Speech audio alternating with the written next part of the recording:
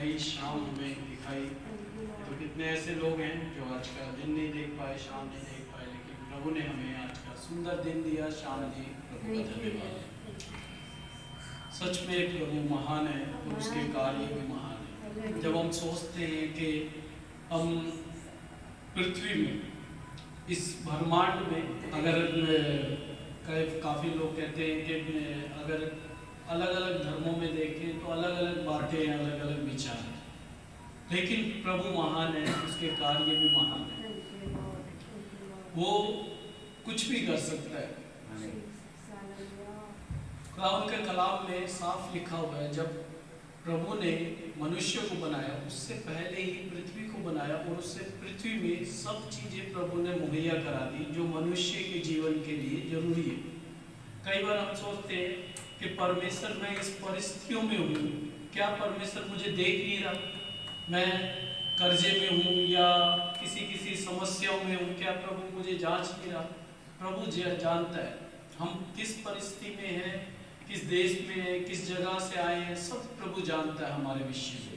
प्रभु कुछ भी बात नहीं, क्योंकि प्रभु का वचन यही कहता है कि तेरी माँ के पेट में पड़ने से पहले मैं तुझे जानता हूँ। जब प्रभु पेट में पड़ने से पहले ही जानता है तो काफी कुछ हमारे विषय में जानता है प्रभु।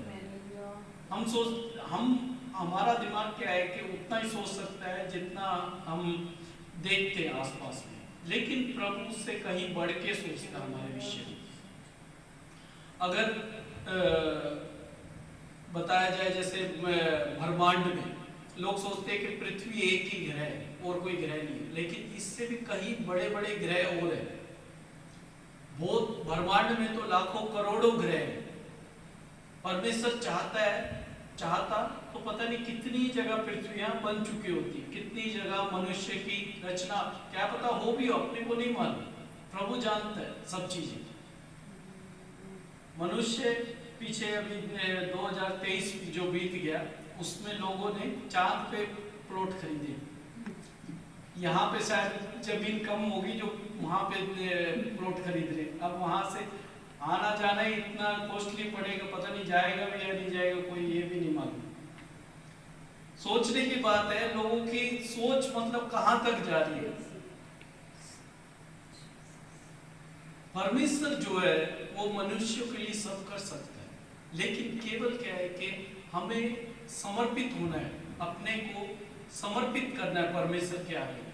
और वो चीजें तब हो सकती है जब हम अपने को शून्य करेंगे, जब अपने आप को डाउन करेंगे।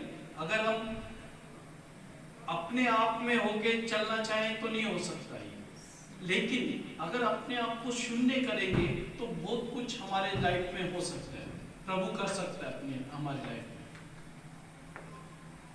बहुत से, अगर पुराने नियम में देखें या नए नियम में देखें, बहुत से प्रभु के जो दास हैं, चेले हैं, जो नबी थे, उन्होंने अपने आप को डाउन किया। प्रभु ने, अगर उनका हम देखें तो उनके जीवन से प्रभु ने कितने बड़े बड़े कार्य कर रहे हैं, हम सोच भी नहीं सकते। आज के समय में हम YouTube वगैरह पे काफी चीजों में देखते हैं, प्रभु के काफी दास हैं जिन्हें प्रभु ने जिन्हें सामर्थ्य से भर रखा है। आज भी हैं काफी लोग। मेन क्या है कि हमारा समय परमेश्वर के साथ कितना जा रहा है, हम परमेश्वर में कितना समय बिता रहे हैं।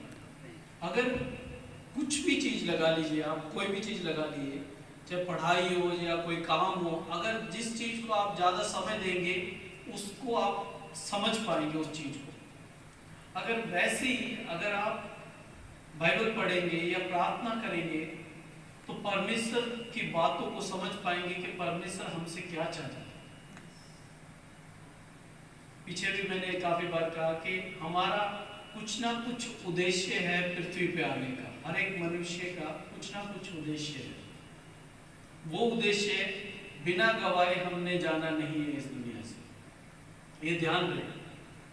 मूसा जो एक साधारण व्यक्ति था, एक उस समय में अगर देखा जाए तो वहां पे क्या था, जब मूसा पैदा हुआ तो वहां पे लड़कों को मारा जा रहा था। आजकल तो लड़कियों को मारते हैं, पैदा होते ही कहीं मार देते हैं, कहीं पता चलता है कि भाई लड़की पैदा होने वाली है तो दवाई या कुछ ऐसा दे के पेट में ही मार देते हैं। लेकिन उस समय में लड़कों को मारा जाता था, लड़कियों को छोड़ दिया जाता था। मूसा एक साधारण व्यक्ति जिसे मारने वाले थे, लेकिन वहां की राजा की बेटी ने उसे अपना लिया और अपने वहां पे पाला बड़ा किया, और उस मूसा को परमेश्वर ने चुन रखा था। अगर हम बाइबल में देखें, उस मूसा को परमेश्वर ने चुन रखा था, और कहां से परमेश्वर छुड़ा के लेके आया? पूरे इजराइल को परमेश्वर उसके द्वारा छुड़ा के लेके आया। वो कोई प्रचारक नहीं था, ना उसने कभी बाइबल स्टडी करी, ना वो परमेश्वर को जानता था, ना वो परमेश्वर के पीछे चलने वाला मनुष्य था, कुछ भी नहीं था, लेकिन परमेश्वर ने उसे चुना। आज हम तो परमेश्वर को जानते ही हैं, हम बाइबल को भी इतने समझते हैं, बाइबल की बातों को भी समझते हैं। जो मूसा बाइबल को समझता भी नहीं था, जिसने बाइबल को कभी देखा ही नहीं, बाइबल पढ़ी ही नहीं, कभी बाइबल के बारे में सुना ही नहीं, वो मूसा परमेश्वर के इतने करीब होके चलने लगा। आज हम बाइबल को समझते हैं, बाइबल को पढ़ते हैं, तो हम कितना करीब होते हैं बाइबल के विषय में, परमेश्वर के विषय में कितना करीब होते हैं, ये हमें तय करना है। ये कोई और व्यक्ति आके हमें नहीं समझाएगा।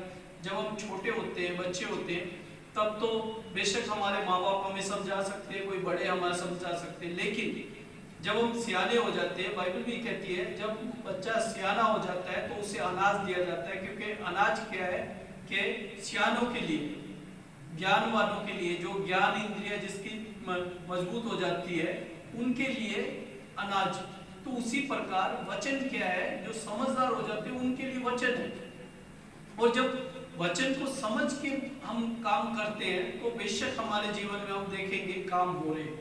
अगर वचन को नहीं समझ पा रहे तो हमें परमेश्वर की समझ की जरूरत है, जो परमेश्वर ही हमें समझा सकता है।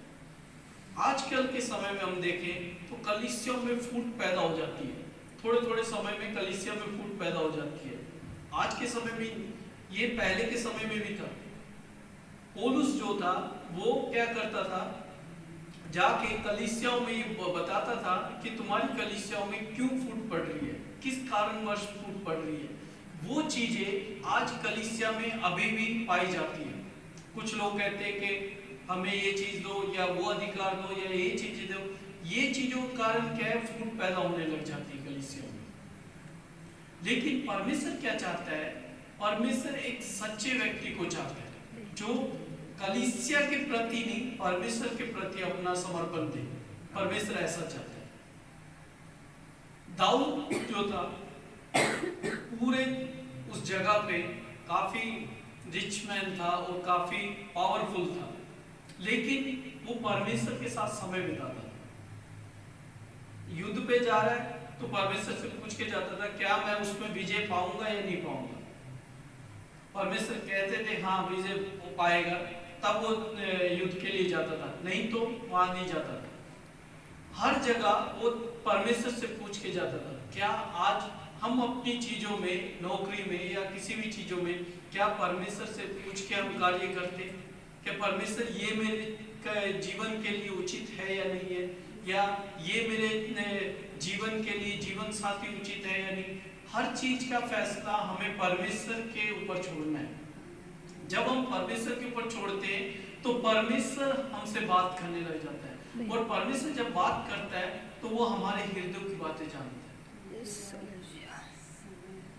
समय बिताना, परमेश्वर के साथ समय बिताना। अगर हम जैसे आज के समय में कलीसियाओं में, कई कलीसियाओं में देखें तो आप बहुत देर तक प्रार्थनाएं होती हैं, बहुत एक आराधना होती है, वो सब अच्छी बात है। लेकिन उससे कहीं ज्यादा परमेश्वर क्या चाहते हैं कि पर्सनली समय बिताना। जब हम पर्सनली समय बिताते हैं, एकांत में समय बिताते हैं, जब जैसा कि प्रभु यीशु मसीह ने जब चेलों को दुआ सिखाई तो प्रभु ने भी यही कहा, तुम अपने कमरे में जाओ, द्वार बंद करो और वहां पे पर्सनली प्रेयर करो, जिससे परमेश्वर देखता है, मनुष्य नहीं देख रहा। कई बार क्या है कि अच्छा है हमारी कलीसिया में नहीं है, लेकिन कई कलीसियाओं में मैंने काफी लोगों को देखा है, जो बहुत चिल्ला चिल्ला के प्रार्थना करते हैं, बहुत चीजें करते हैं, लेकिन वो सिर्फ चीजें क्या है, दिखावा की जिंदगी परमेश्वर नहीं चाहता हमसे। परमेश्वर हमारे हृदय को जांचता है, क्योंकि परमेश्वर क्या है, हृदय को जांचने वाला है।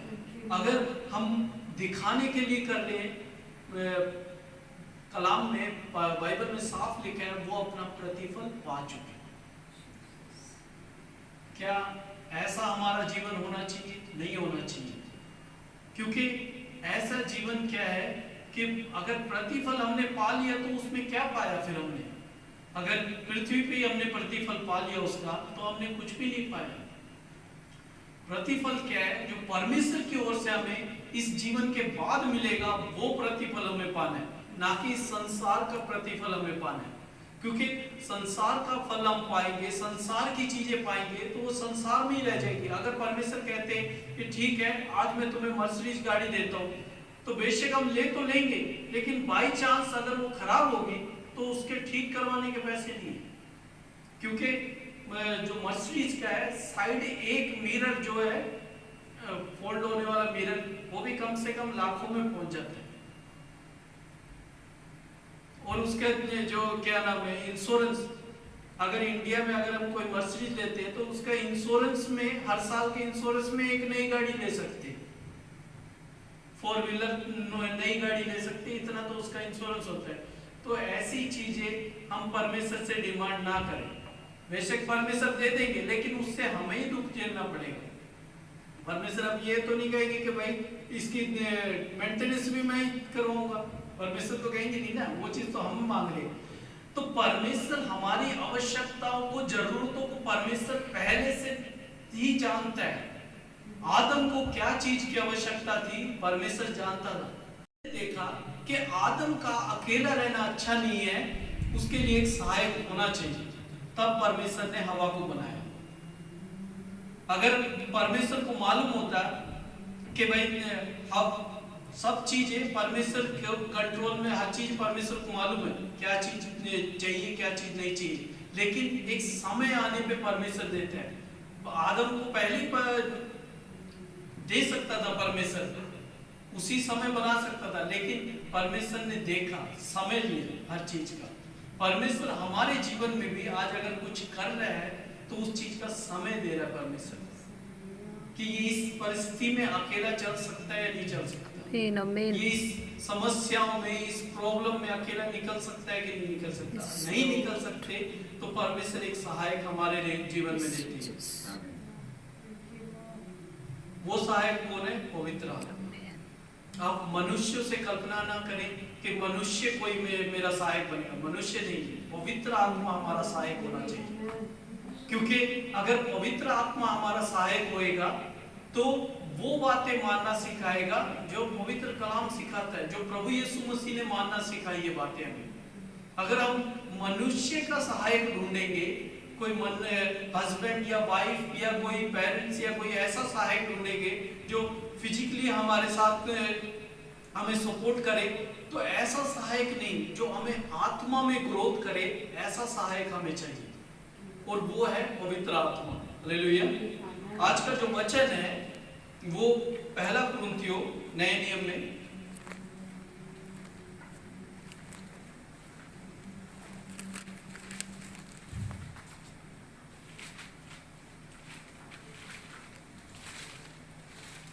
पहला कुरिन्थियों का 2 बार उसकी 10 आयत से लेके 16 आयत तक पढ़ेंगे।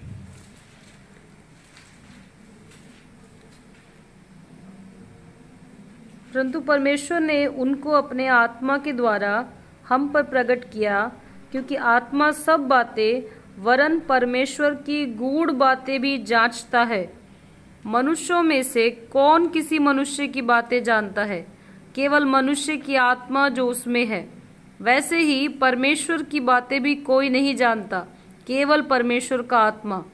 परंतु हम में संसार की आत्मा नहीं, परंतु वो आत्मा पाया है जो परमेश्वर की ओर से है, कि हम उन बातों को जाने जो परमेश्वर ने हमें दी हैं, जिनको हम मनुष्यों के ज्ञान की सिखाई हुई बातों में नहीं, परंतु आत्मा की सिखाई हुई बातों में आत्मिक बातों से मिला मिलाकर सुनाते हैं, परंतु शारीरिक मनुष्य परमेश्वर की आत्मा की बातें ग्रहण नहीं करता, क्योंकि वो उसकी दृष्टि में मूर्खता की बातें हैं और वो ना उन्हें जान सकता है, क्योंकि उनकी जांच आत्मिक रीति से होती है। आत्मिक जन सब कुछ जांचता है, परंतु वो आप किसी से जांचा नहीं जाता, क्योंकि प्रभु का मन किसने जाना है और कि उसे सिखाए, परंतु हम में मसीह का मन है। आमीन। खुदा उनके पाक कलाम के पढ़े जाने सुने जाने में आशीष। आमीन आमीन। प्रभु का वचन संत पौलुस जो है कुरिन्थियुस की कलीसिया को बताते हैं। उस समय में जब वो बता रहे थे तो यहाँ पे साफ साफ लिखा है 11 भाग में, मनुष्यों में से कौन किसी मनुष्य की बातें जानता है, केवल मनुष्य की आत्मा जो उसमें है। वैसे ही परमेश्वर की बातें भी कोई नहीं जानता, केवल परमेश्वर का आत्मा। परंतु हमने संसार की आत्मा नहीं, परंतु वह आत्मा पाया है जो परमेश्वर की ओर से है, कि हम उन बातों को जाने जो परमेश्वर ने हमें दी है। हालेलुया। हालेलुया। हमें कौन सी आत्मा दी है परमेश्वर ने? जांचने वाली, जो परमेश्वर की बातों को जांचती है कि परमेश्वर हमसे क्या चाहता है। अगर संसारिक आत्मा में जब हम जी रहे थे, जब हम गैर मसीह लगा लो या संसारिक तौर से लगा लो, या हम मसीह में हैं या हमने पवित्र आत्मा को अभी तक नहीं पाया, तो क्या है, हम प्रभु में तो हैं, लेकिन क्या है कि उस चीज को समझ नहीं पाएंगे जब तक हम पवित्र आत्मा में जीवन नहीं बिताएंगे। अगर पवित्र आत्मा में जीवन हम बिता रहे हैं, परमेश्वर के अनुसार हम जीवन बिता रहे हैं, तो परमेश्वर की बातों को भी हम ग्रहण कर पाएंगे। प्रभु यीशु मसीह जब इस संसार में थे, जब वो जा रहे थे, तो उन्होंने कहा मैं जा रहा हूं, लेकिन तुम्हारे लिए एक सहायक भेजूंगा जो हर एक बात तुम्हें मानना सिखाएगा जो मैंने तुम्हें मानना सिखाई। वो क्या है? पवित्र आत्मा। अब कई लोग, जैसे हम में नए लोग भी होते हैं, वो लोग सोचते हैं कि पवित्र आत्मा क्या चीज है। पवित्र आत्मा कोई चीज नहीं है, ना कोई अलग से आत्मा। कई लोग सोचेंगे पता नहीं कौन सी आत्मा मेरे अंदर आ जाएगी, ऐसा नहीं है। पवित्र आत्मा क्या है? जो हमारी आत्मा को प्योर करती है, वो साफ करता है, वो चीज का नाम है पवित्र आत्मा। और जब जैसे जैसे पवित्र आत्मा अपना काम करने लग जाती है, तो हमारे अंदर से क्या है, गुनाह की बातें निकलने लग जाती है, गुनाह हमारे जीवन से दूर होने लग जाते हैं, पाप हमारे जीवन से दूर होने लग जाते हैं, जो हम पहले के जीवन में करते होंगे। पहले के जीवन में हमने क्या पता कैसे कैसे गुनाह किए, वो प्रभु जानता है। वो गुनाह क्या है कि पवित्र आत्मा हमारे जीवन से दूर करता है। ये होता है पवित्र आत्मा का काम। और बाइबल पढ़ना, परमेश्वर में मनन, परमेश्वर के वचनों में मनन करना, उसकी बातों को समझना, ये क्या है? पवित्र आत्मा के काम। प्रभु यीशु मसीह एक जगह जा रहे थे, वहां पे एक मनुष्य आया था। बीच में मैंने बताया था, एक धनी व्यक्ति आया था। प्रभु ने तुरंत उसके मन को जांच दिया। कई बार हम सोचते हैं कि मन के अंदर जांचने वाला, जो हृदय के अंदर की बातें जांचते काफी आजकल आपने सोशल मीडिया वगैरह पे देखा होगा, तो काफी बाबा लोग चिट्ठी वगैरह लिखते हैं, लेटर वगैरह लिखते हैं कि मन की बातें इनकी क्या है, ये मन में क्या बातें करके इन्हें सोच के आए हैं, और उसका पूरा क्लियर करने के लिए बताते हैं कि ये क्लियर हो जाएगा। काफी अलग अलग चीजें इस संसार में हो रही है, लेकिन प्रभु का आत्मा क्या कहता है? तुम उन चीजों से भयभीत ना होना, ना उन चीजों पे विश्वास करना, क्योंकि वो चीज सदा की नहीं है। आज से पहले ही पता नहीं कितने बाबा लोग आए, और उनका हम देखते भी हैं कि आज उनका परिणाम क्या हुआ है। कोई किसी जेल में बंद है, कोई किसी जेल में बंद है। उस चीजों पे हमें ध्यान नहीं देना, हमें अपने ऊपर ध्यान देना है कि हम कितने वचन में जड़ पकड़े हुए हैं। प्रभु का वचन क्या कहता है? जो ये समझता है कि मैं विश्वासी हूं, मैं स्थिर हूं, वो चौकस रहे। और कोई चौकस रहे ना रहे वो तो बात की बात है, जो ये कहता है कि मैं विश्वासी हूं, मैं परमेश्वर पे चलने वाला हूं, मैं मसीह के पीछे चलने वाला हूं, वो चौकस रहे, क्योंकि शैतान अगर पकड़ेगा तो उस व्यक्ति को ही ज्यादा पकड़ेगा। जो ये समझता है कि मैं स्थिर हूं, जो ये समझता नहीं है उसकी बात नहीं है, उसको तो परमेश्वर कहे कि परमेश्वर भी कई बार कहे हमें मौके देते हैं सुधरने के, लेकिन जब हम नहीं सुधर पाते तो परमेश्वर फिर छोड़ देते हैं। नए नियम में उड़ाऊ पुत्र का दृष्टांत सभी व्यक्ति ने ज्यादातर पढ़ाई है, सभी कलीसियाओं में बहुत बार प्रचारित हुआ है। उस मनुष्य का जीवन क्या था, उड़ाऊ पुत्र के लड़के का जो जीवन था, उसमें बताया गया है कि उसने अपने जीवन में पश्चाताप किया। पहले तो बहुत उड़ाया, सब चीजें करी दुनिया में, लेकिन उसने अपने जीवन में पश्चाताप किया, फिर लौट के गया। अगर हम भी अपने जीवन से पश्चाताप करके लौट के नहीं जा रहे तो हमारा जीवन भी वैसा ही रह जाएगा, पीछे के जीवन के जैसा ही। हमें मालूम है अगर हम लौट के जाएंगे तो हम डेफिनेटली अच्छा जीवन जी सकते हैं परमेश्वर में। हम ये ना सोचें कि मैं रिच हो जाऊंगा या काफी अमीर व्यक्ति बन जाऊंगा तब मैं परमेश्वर के पास जाऊंगा, तब आराधना करा करूंगा, जब मेरे पास एक बंगला हो जाएगा, जब मेरे पास अच्छी सी गाड़ी हो जाएगी, जब मुझे प्रचार के लिए बुलाएंगे लोग, जब काफी चीजें।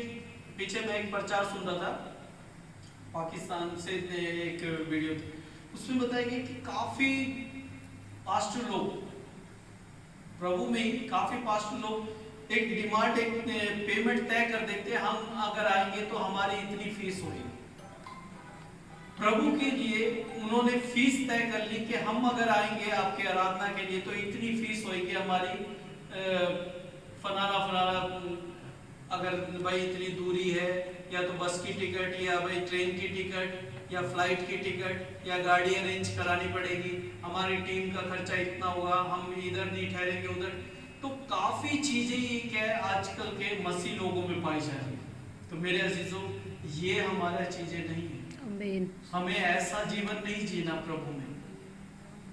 प्रभु ने अगर सेवा हमें दी है तो ये परमेश्वर हमें चुन रहा है, ये परमेश्वर ने हमें इस योग्य समझा कि हम, लेकिन इसके लिए हम डिमांड अपने जीवन में ना करें कि हम एक डिमांड वाले मनुष्य बन जाए, क्योंकि वचन कहता है कि वो अपना प्रतिफल पा चुके। जो एक डिमांड करते हैं कि मेरे को इतनी फीस चाहिए या मेरे को इतना चाहिए, तो वो अपना प्रतिफल यही पा चुके। वो स्वर्ग में ये ना सोचे कि हमें कुछ और मिलेगा परमेश्वर की ओर से, क्योंकि उसमें कुछ भी नहीं एक्स्ट्रा दिया जाएगा, क्योंकि उन्होंने अपना प्रतिफल तो यही मांग लिया ना, प्रचार करने का या कुछ भी। अगर इसने अपने जो क्वायर टीम होती है उन सबका प्रतिफल तो उन्होंने यहीं पे एडवांस करके मांग लिया कि मुझे इतना चाहिए। हम ये सोचें कि परमेश्वर अगर जो इस ब्रह्मांड को, इस पूरी पृथ्वी को बनाने वाला, वो अगर हमसे कुछ चाह रहा है तो कितनी सौभाग्य की बात है।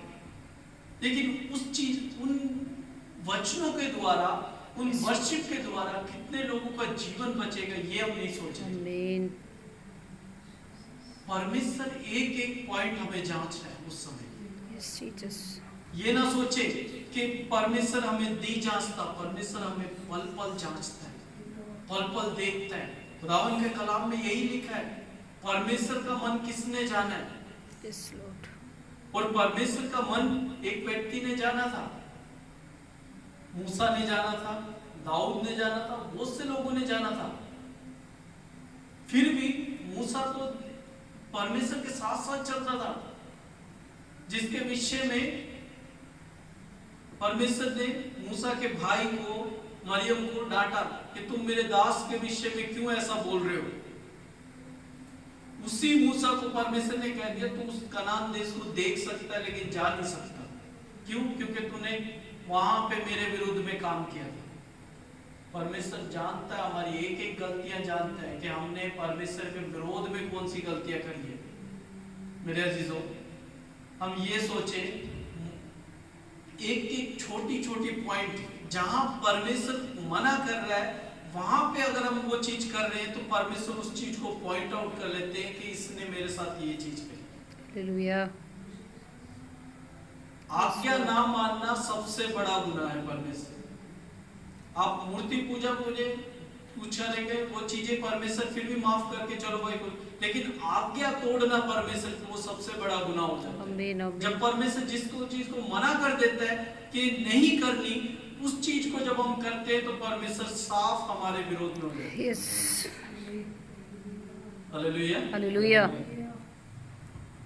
आदम और हवा सिर्फ एक ही गुनाह किया था, परमेश्वर ने उन्हें साफ मना कर दिया, तुम इस जगह से निकल जाओ, निकाल दिया परमेश्वर। दोबारा कोई सवाल जवाब नहीं, कोई कुछ नहीं, निकलना है तो निकलना है उस जगह से।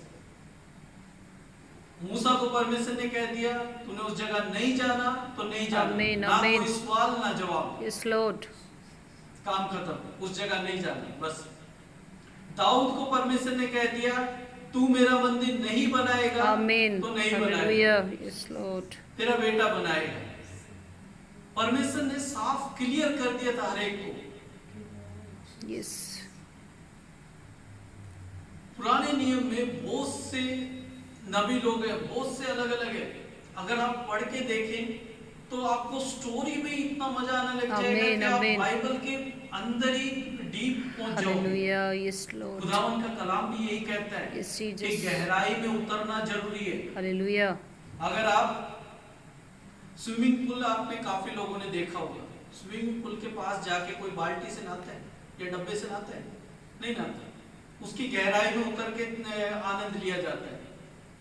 तो ऐसे ही परमेश्वर का वचन है, अगर ऊपर से हम 5 मिनट 10 मिनट खाएंगे तो उससे कोई बेनिफिट नहीं हालेलुया। होगा। यस जब तक जीसस। गहराई में नहीं जाएंगे तो उसके आनंद को नहीं समझ पाएंगे। हालेलुया। यस जब लॉर्ड। आनंद को समझना है तो गहराई में उतरना ही पड़ेगा। आमीन आमीन। और जब गहराई में उतरेंगे तभी उसके आनंद में क्या मजा है आपको महसूस होएगा। आमीन। हालेलुया। स्विमिंग पूल जाने वाले डेली चले जाते हैं, जब उनको आनंद लगता है तो वो डेली चले जाते हैं क्योंकि उनको उस चीज का आनंद है।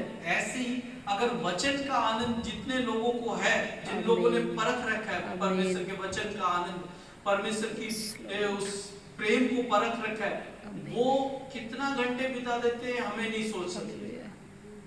कई लोग तो पता ही नहीं 3-3 4-4 दिन बिता देते हैं, यस। रूम में से बाहर ही नहीं निकलते। क्या करें? एक प्रार्थना करते, इतनी लंबी प्रार्थना। आमीन। वो हालेलुया। आनंद, वो प्रेम हम नहीं डिसाइड कर सकते। वो आनंद, वो प्रेम Yes, जो Jesus. परमेश्वर और उस व्यक्ति में हो जाए। हालेलुया। धन्यवाद। परमेश्वर आज हमसे भी यही प्रेम चाहता है आमीन आमीन। कि हमारा प्रेम परमेश्वर का प्रेम एक सा हो जाए, क्योंकि हालेलुया। वचन में साफ यही लिखा है कि मुझसे ज्यादा प्रेम किसी और मनुष्य से ना करना, ना अपनी बीवी से, Yes, ना Lord. अपने पति से, ना अपने बच्चों से, ना अपने माता पिता से, यस। किसी से अधिक प्रेम नहीं करना मुझसे ज्यादा। हालेलुया। क्लियर ही है, बिल्कुल क्लियर है। लेकिन फिर भी हम क्या करते हैं, परमेश्वर का समय परमेश्वर को ना देके हम सांसारिक लोगों को अपना समय देते हैं।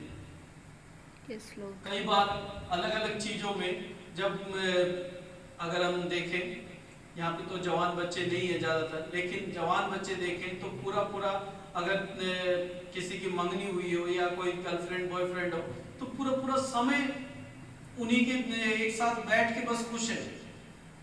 जब वो बोले ना बोले पूरा समय बीत गया, बस पूरा खुश है उस चीजों में। इससे कहीं बढ़ के प्रेम परमेश्वर हमसे करना चाहता है।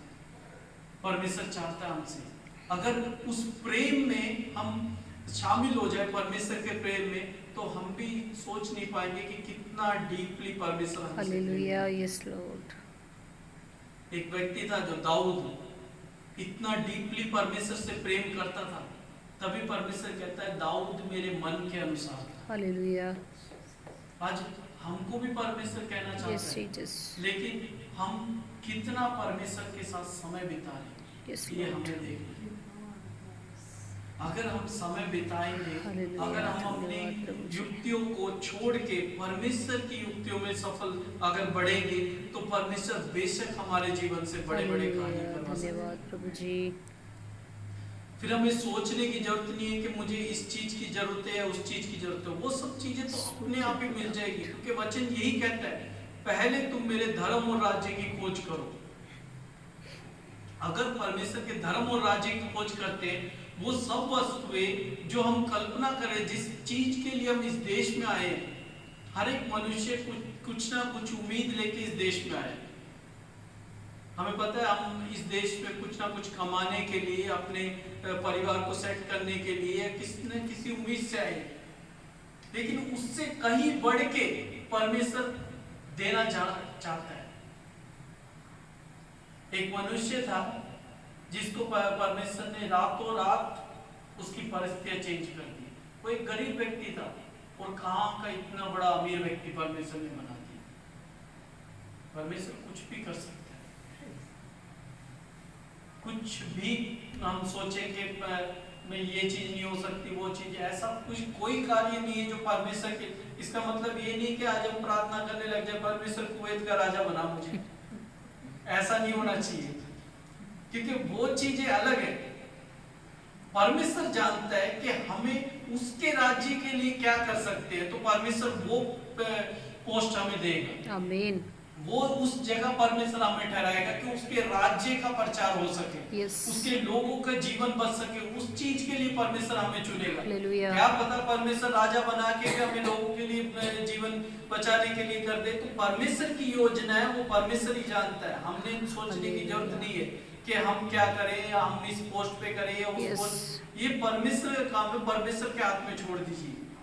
लेकिन क्या है कि अपना समय परमेश्वर को देना चाहिए। Yes Lord. कुलुसियों की कलीसिया में ये बहुत मतभेद हो रहा था उस समय। कुरिन्थियों की कलीसिया में बहुत मतभेद हो रहा था उस समय, कि कोई कह रहा था ये चीज है, कोई कह रहा था वो चीज है। अगर हम पढ़े एक अध्याय उसका 10 भाग में, फर्स्ट कुरिन्थियों का एक अध्याय उसका 10 भाग में, फर्स्ट कुरिन्थियों।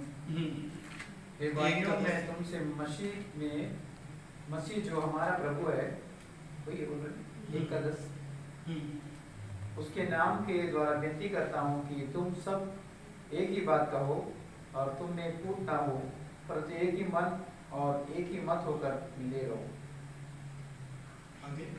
क्योंकि हे मेरे भाइयों, खलोए के घराने के लोग ने मुझे तुम्हारे विषय में बताया कि तुम में झगड़ा हो रहे हैं। मेरा कहना यह है कि तुम में से कोई तो अपने आप को पौलुस का, कोई कैफा का, कोई मसीह का कहता है। क्या मसीह बढ़ गया है? क्या पौलुस तुम्हारे लिए क्रूस पर चढ़ाया गया है? या तुम्हें पौलुस के नाम पर बपतिस्मा मिला है? मैं परमेश्वर का धन्यवाद करता हूँ कि क्रिप्तुस और गईस को छोड़ मैंने तुम्हें से किसी को भी बपतिस्मा नहीं लिया। कहीं ऐसा ना हो कि कोई कहे कि तुम्हें मेरे नाम पर बपतिस्मा मिला है। मैंने स्तिफनास के घराने को थैंक यू। यहाँ पौलुस साफ बता रहा है कि क्या मतभेद हो रहे हैं, फूट पैदा हो रही है कलीसिया में। प्रभु यीशु मसीह के समय कलीसिया के, जब बाइबल में लिखा है अंताकिया में सबसे पहले क्या कहला गए? मसीह लोग कहला गए। उसके बाद पूरे संसार में कहलाए जा रहे हैं, लेकिन संसार में मसीह लोग कहलाए जा रहे हैं, लेकिन अलग अलग रीतियों पे चल रहे हैं। कोई ठीक है, कलीसियाएं हैं, सब कलीसियाएं हैं, लेकिन हर एक कलीसियाओं में मतभेद हो रहे हैं, फूट पैदा हो रही है। क्यों हो रहा है? क्योंकि उस चीज को हम मेन लेके नहीं चल रहे जो परमेश्वर है। हम पोजीशन या कुछ रुतबा चीजें कलीसियाओं में ढूंढ रहे हैं। मेरे अजीजों, मेन क्या है? प्रभु कलाम यही लिखता है, प्रभु बट गया है क्या? प्रभु बटा नहीं है, प्रभु वही है, प्रभु की दुल्हन वही है। अगर दुल्हन अलग अलग चीजें, अगर मेरा हाथ, मैं अगर हाथ को कहूं कि मुझे पानी चाहिए, और हाथ उस चीज को ना करे तो फिर क्या फायदा उस चीजों का। सब कलीसिया मिलके एक दुल्हन है, लेकिन हर कलीसिया क्या है, एक दूसरे के विरोध में हुई है कि हम उस कलीसिया में नहीं जाएंगे या हम उस कलीसिया के मेंबर नहीं ले सकते, वो तो क्या है हमारी कलीसिया के नहीं, वो हमारे मिशन के नहीं। आज मिशन बन चुकी है कलीसिया।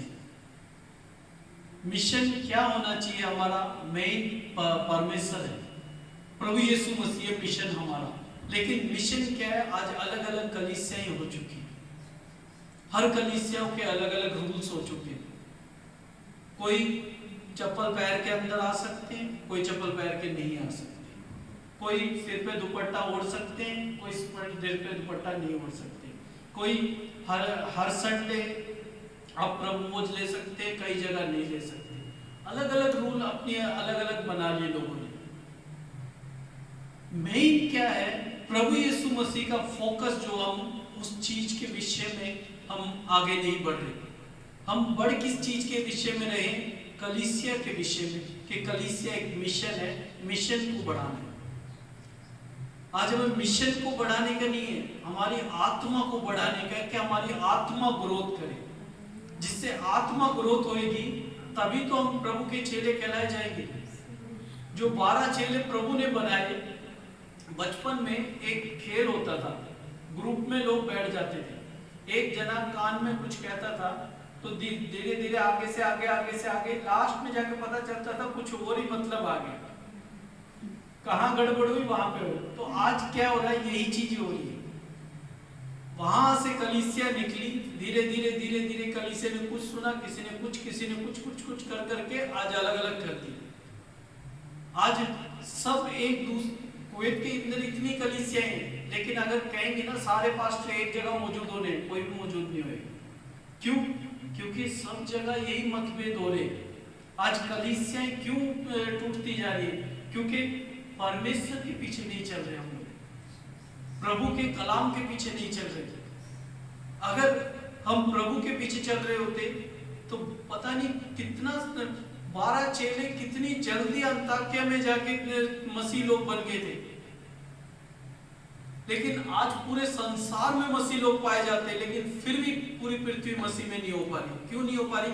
क्योंकि हम एक मिशन पे चल रहे हैं, लेकिन प्रभु के मिशन पे नहीं चल रहे, हम अपने मिशन के ऊपर चल रहे हैं। आमीन।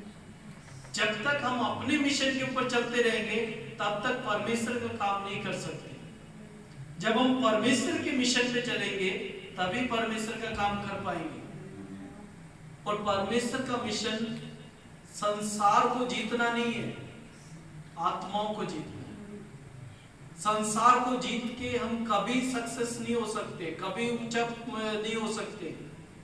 हो भी जाएंगे तो इस पृथ्वी पे ही होंगे, उधर नहीं हो पाएंगे। अगर उधर होना है तो इस संसार का मोह छोड़ना पड़ेगा हमें, अपनी फैमिली का, अपने संसार का, इस सभी चीजों का जिससे हम कहीं ज्यादा प्रेम करते हैं वो चीज छोड़नी पड़ेगी हमें। अगर छोड़ने के लिए तैयार है हम, तो बेशक हम परमेश्वर की उस दौड़ में शामिल हैं। अगर हम छोड़ नहीं पाएंगे तो प्रार्थना करें कि परमेश्वर छोड़ने में मदद करे हमें, क्योंकि पवित्र आत्मा बेशक समय लगे लेकिन हमें वो परमेश्वर पवित्र आत्मा देगा, और उससे क्या है कि हम छूट सकते हैं इन चीजों से, क्योंकि छूटना ही पड़ेगा और कोई चारा नहीं है। क्योंकि वचन ये कहता है कि मृत्यु के बाद इस शरीर से कोई लाभ नहीं है। जिस दिन इस शरीर की मृत्यु, उसके बाद कोई लाभ नहीं है, कब्र में जाने के बाद कोई लाभ नहीं है। उससे पहले ही हमें इस परिस्थितियों से छूटना पड़ेगा। जितना हम दूसरों के लिए समय बिता रहे ना, जितना हम पति पत्नी के लिए, बच्चों के लिए, माँ बाप के लिए समय देने की कोशिश कर रहे हैं ज्यादा से ज्यादा, अगर हम इस दुनिया से चले जाते हैं तो हमारे साथ में कब्र में कोई नहीं आएगा कि मैं आ रहा हूँ, मेरे बेटा चला गया, मेरी माँ चली गई, मेरे भाई, कोई भी हमारे साथ आने के लिए तैयार नहीं होगा। जिसको हम ज्यादा समय दे रहे हैं, हमारे मोबाइल को ज्यादा समय दे रहे हैं, हमारे गाड़ी को या किसी भी चीज को हम ज्यादा समय दे रहे हैं, वो चीज हमारे साथ आने वाली नहीं है। सिर्फ हमें ही उस बॉक्स में रख दिया जाएगा, मिट्टी में दफना दिया जाएगा। उसके बाद सिर्फ हम ही होंगे वहाँ पे न्याय पे खड़े होने के लिए, ना तो हमारे माँ बाप होंगे, ना जिसको हमने समय ज़्यादा दिया है वो हमारे साथ होगा, सिर्फ हम ही वहाँ पे होंगे उस न्याय आसन के सामने। तो मेरे अजीजों, वहाँ पे एक ही क्वेश्चन होएगा, परमेश्वर के लिए क्या किया? हमने अपने जीवन में इतने साल जिए, 80 साल, 70 साल, 60 साल, उसमें से परमेश्वर के लिए हमने क्या किया? मेन यही क्वेश्चन रहेगा परमेश्वर का। हमने आत्मा बचाई या नहीं बचाई, हमने अपना जीवन बचाया या नहीं बचाया, यही क्वेश्चन रहेगा। तो मेन यही हुआ मकसद है हमारा। आज मिशन के पीछे जुड़े हुए हैं, वो अच्छी बात है, मिशन में जुड़े रह के अच्छी बात है, लेकिन ये ध्यान रहे कि हमें परमेश्वर का मिशन पूरा करना है। आमीन। अपने मिशन वालों की माननी अच्छी बात है, लेकिन परमेश्वर का भी एक मिशन है जो उसकी दुल्हन को तैयार करना है, और पवित्र दुल्हन को तैयार करना है। वो हमारा मोटिव ये होना चाहिए हमेशा, ये ध्यान रखें, ये हमारा एक मेन मिशन है। क्योंकि उसके अलावा अगर हम और चीजों के बारे में सोच रहे तो हम जाहिर है कि परमेश्वर की उस दौड़ में शामिल नहीं होंगे। अगर उस दौड़ में शामिल होना है तो जो परमेश्वर का कार्य हमारे जीवन में, जो परमेश्वर हमसे चाहता है कि मेरी दुल्हन ऐसी होनी चाहिए, प्रभु यीशु मसीह की दुल्हन ऐसी होनी चाहिए, वो जो चाहता है उसके अनुसार अगर हम अपना जीवन बिता रहे हैं तो सोचने की जरूरत ही नहीं है कि हम कैसा जीवन जिएंगे। बहुत अद्भुत जीवन परमेश्वर हमें देने वाला है। आमीन। केवल हालेलुया। चीज के विषय में सोचें, यस और लॉर्ड। संसारिक चीजों के विषय में सोचने की हमें जरूरत नहीं है कि परमेश्वर मैं क्या खाऊंगा, क्या पीऊंगा, क्या ओढ़ूंगा। इन चीजों की आवश्यकता हमें जरूरी नहीं है। ये सब चीजें हमें परमेश्वर देने वाला है और दे भी रहा है। वो सब चीजें जानता है परमेश्वर, उससे कहीं बढ़ के उसकी दुल्हन को तैयार करना है। अगर दुल्हन तैयार है तो सब चीजें तैयार है। हमें चाहे परमेश्वर कल आ जाए या आज आ जाए, चाहे अभी आ जाए, कोई दिक्कत नहीं। क्यों? क्योंकि उसकी दुल्हन तैयार है।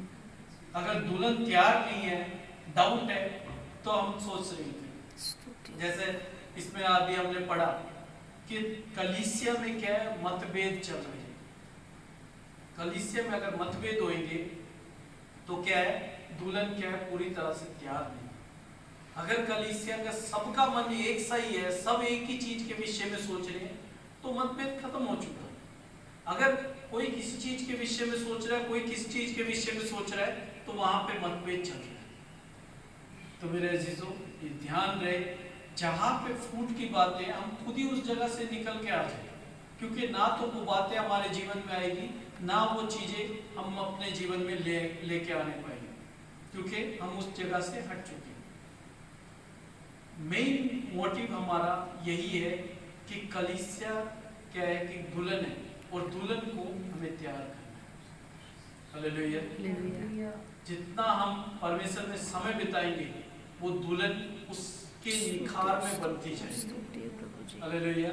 आइए हम अपने स्थान